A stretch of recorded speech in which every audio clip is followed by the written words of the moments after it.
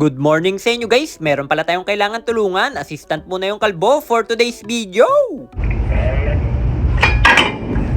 Okay lang din naman yung maging sidekick. Dollar pa rin yung kita. Wala ka pang ganong iisipin. Basta masarap yung food trip. Let's go! So ayun na nga guys, ako pala yung maswerteng nahugot para tulungan si Lex sa trabaho niya dito sa barko. Sheesh! Aba malupit, magaling pumili. Alam na alam kung sino tatawagin. Kalbo pa ang nais. Oh she! Syempre, hindi tayo dyan tatanggi, dollar pa din yan, kaya Kalbong Seaman TV at your service. Unang utos, buhatin daw tong mabibigat na kable, oh no! Grabe yung bigat niyan, hindi ko nga mabuhat oh. Oh. Grabe yung bigat niyan guys. Grabe, ang bigat, ubos yung bacon ko sa katawan yan, kaya sila na lang yung pinagbuhat.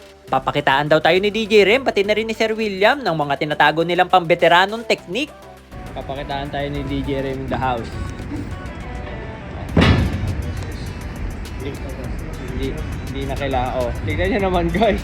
Rolling in the deep. Ang lupit oh. Ang lupit guys. Napakaangas par. Minsan talaga guys, marami akong natututunang mga kalokohan dito. Mga malulupit na diskarte. Alright! Mag-wiring kami. Dito kami mag-wiring guys. Yan oh. Ganun lang. Diyan pala papadaanin yung mga kable sa taas ng kisame. Kaya ano pang hinihintay nyo mga tropa? Ilatag nyo na yan. Oh shit!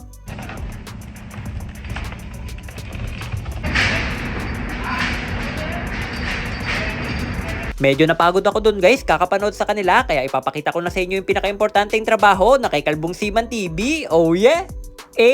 Ako pala yung tagapagbigay ng liwanag sa English, Lightman. Tamang ilaw lang yung kalbo sa gilid-gilid, medyo nahirapan na kasi si DJ Rem makakita sa dilim.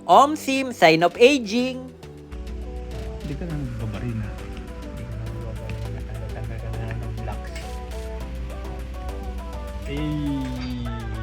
Joke lang, kalabaw lang yung tumatanda. Syempre, may ginagawa din ako guys. Nagbubukas din ako ng kisame at umahatak ng kable. Ang sipag!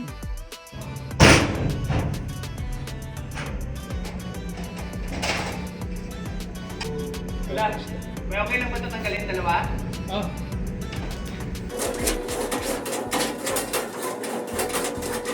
Ganun lang kadali guys, dollar na. Sheesh! Okay, pagkatapos mapagod at magutom, nalatag na rin namin lahat ng kable sa kisame. Ano pang hinihintay natin? Let's eat! Uy, may mga tinapay, pero ito yung masarap, monay. Merong white rice, french fries, yung hotdog, konti na lang. Messman, pwede bang pakiripilan? Alright!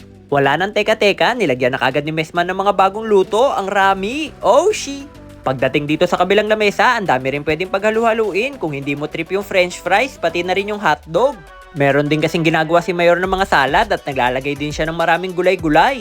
Ayun, espesyal, laman dagat galore, samahan mo pa ng maputing sibuyas. Eto na pala yung mga napili kong pagkain guys, panigurado, busog-lusog na naman yung kalbo. See you ulit next vid, babayoo!